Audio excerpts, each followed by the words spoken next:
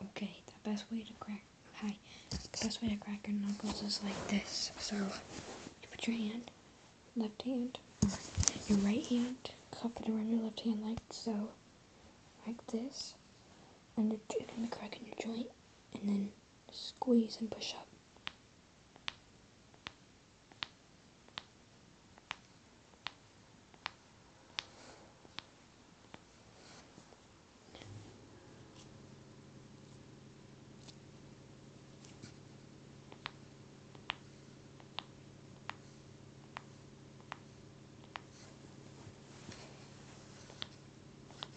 Okay, I think that's it. Bye.